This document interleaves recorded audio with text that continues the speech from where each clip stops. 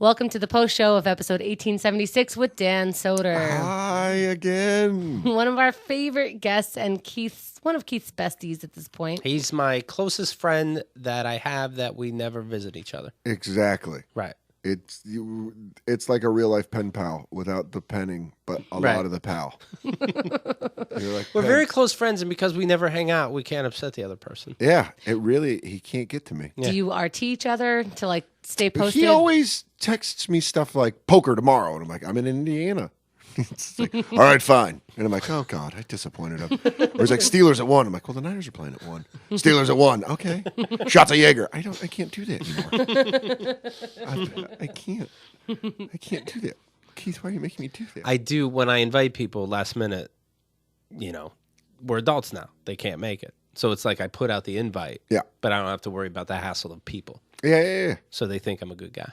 Oh, you're good, right? See, you're real good. I even explained that they still think I'm a good guy because it's your honesty. Right? It's your honesty that I flock to. Well, you have a girlfriend now. So I do. Lovely girlfriend. Fuck Keith, right? Yeah. But, well, I'd much rather fuck my girlfriend if possible. It's a serious relationship, obviously. It's serious. Yeah, you're gonna need me more. Yeah, you're right. You're right. I'm gonna have to fume to you. Do you have trouble talking to girls at all? Like now? Like because I'm in a relationship? No, just in general. Was it smooth for you to? We met. My girlfriend and I met the best way possible, just by working on something for Fox. She was nice. I liked her. It was old school. It was like you meet someone and they keen your interest. She was single. I was single. We went out on a couple dates. We were like, this is great. And we just kept doing it. And we argue. That's what I like. We have disagreements, but we work through it. Oh. Our communication is excellent. That's the part. Somebody told me they like arguing. I'm like, who the fuck likes that? I like it because it shows that neither one of us is a doormat. And I like the fact that it shows that she's her own person. And she's willing to, we're willing to bump heads if we don't agree. Well, you were telling us a story. It sounds like you used to have trouble talking to girls, or at least... My girlfriend is beautiful, and I have always had a phobia of beautiful women because I am just always that awkward 8th grader in my head that has a really big head and a tiny body. That's a walking bobblehead doll. Right. And so whenever girls talk to me like beautiful women, I was like, well, it's always, this is the feeling. This girl came up to me after a show one time and she's like, I'm a big fan. And she was super hot. And she's like, I love your comedy. And I was like, yeah, thank you. Thank you so much. And then someone was like, why'd you act that weird? I was like, because immediately in my head, when a beautiful woman starts telling me compliments, I'm like, who put you up to this? Right. Who's the man that put you up to this? Right. What's the bet? Yeah. Which one of your friends are you going to go cackle to I buy into it? Do you ever worry like one day your girlfriend's going to go, we have to break up? And you're like, I never saw this coming. What happened? She goes, yeah, I saw a mirror. Yeah. I'm just afraid she's going to be like, yeah, this was fun, but you were kind of like a growing experiment. And you taught me so much. I mean, I'm a better person because of you, but I just can't be with you. And I'm like, I get it, because I'm such an asshole. It's like, yeah, okay. Well, thank you for your time. I'm sure I've grown too. Yeah, I probably learned some cool stuff from you. So good luck on all your adventures. You can put crazy glue on a cut. I used to be so terrified of hot women. There was the most beautiful girl in the history of my high school lived on my street. Her name's Renee Herlocker, and she was like a Denver Bronco cheerleader, and she was like a myth in my high school. She was 2 years older, which when you're a kid is just forever. Yeah. And she was like a Denver Bronco cheerleader. She did the thing, those girls in high school that are so hot they graduate early? Just because they're so hot that they're like done a semester early and they're in college with like men. That's what you think. Well, they don't have distractions of like, how do I make myself pretty? And oh my God. Yeah. Well, and there was 3 girls that went to my high school that got done at different years that were just done early. Like they're like, you're so hot. Here's your degree. Go get that college dick. Because they asked the principal, like, can I just leave early? Yeah, and he's like, oh, yes. Yes, before I get a felony. Yeah. I don't know. Yeah. Anything you want. Because I don't want to lose my job, my wife, and my child. Because you're crazy hot. And I'm masturbating right now. And I am totally going to jerk off to you in the shower before school tomorrow. And my wife's going to be like, why don't you get out of the shower? I'm like, why don't you shut your damn mouth? I'm thinking about a beautiful little petunia named...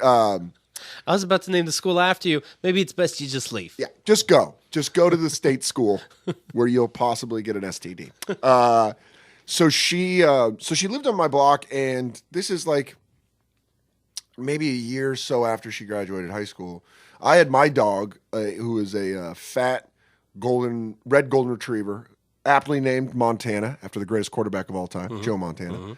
And he was just, my dog was awesome. He was like the greatest dog. You know, obviously your dog when you're a kid is the greatest dog of all time.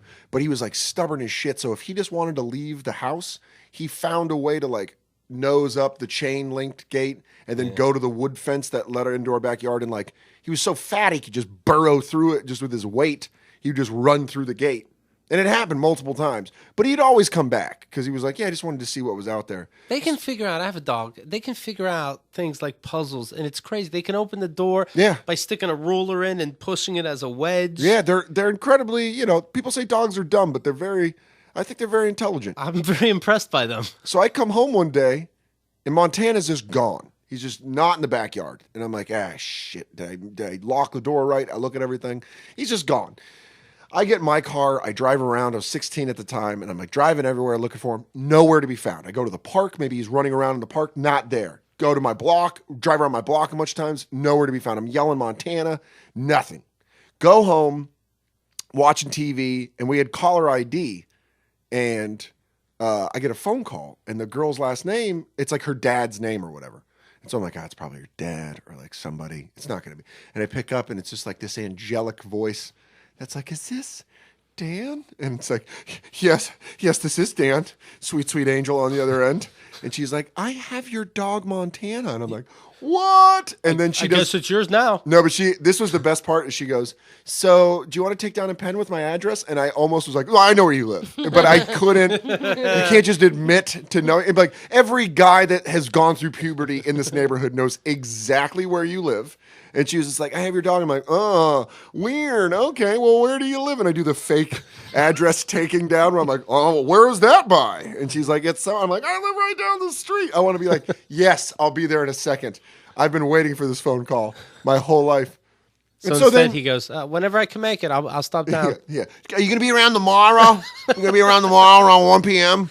I don't know. I can come by, maybe swing by for a job. I don't know. So I go to her house and, you know, in your fantasy, it's always like, I'll say something witty and she'll be like, you're an old soul. And I'll be like, I know we're 2 years older, but let's just, and she'll be like, let's go inside and make passionate love. And I'll be like, this is the greatest moment of my life. You're putting on cologne. Oh, I'm a different man. I can do pull-ups after that. My dad calls me and I'm like, you've been dead for 2 years. He's like, I'm not dead. I was just hiding from you until you were a man.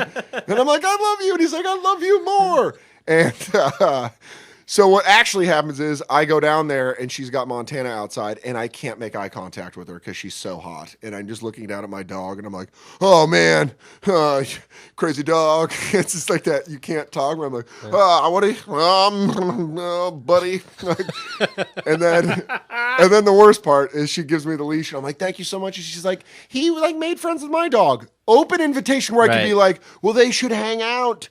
Doggy play date, all this stuff, but no, I'm just like, oh, yeah, weird.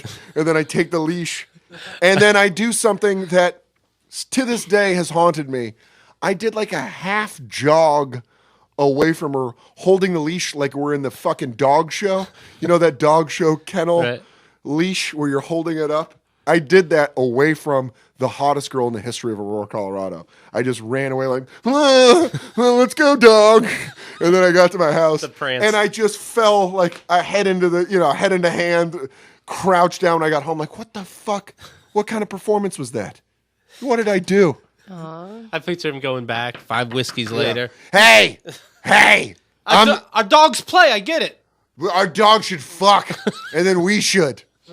I know they're both dudes. Stop being closed-minded about this. All right, I'll be back for take 3. All right. Do you want to watch me prance away with my animal again? So, that was one of the most embarrassed. And no one saw me to be embarrassed besides her. Right. And hot girls have memories like goldfish. They just forget stuff. So they'd probably be like, I don't. Right. Like every girl in high school, I was like, yeah, I remember when I wrote you that letter that I had a crush on you? And they're like, I know. You never did that. And I'm like, no, I did. Because I remember crying while WCW Monday Nitro was on because you denied me. So, I do remember that did happen. I sent a chick like 10 postcards once in high school. You. And then, I don't remember that. Okay. They do that. And then what are you going to do? Call them a liar? You're going to go against them? You'd be like, you do remember that. How don't you? You probably called the police. You did it. You look at me in the face and you tell me you did it. He just really got aggravated, and I said I did it because I wanted to avoid a conflict. And then just some cop lowering your head into a squad car. Away the pictures with their eyes cut out. I know you got him, you sick fuck. Yeah, that's that.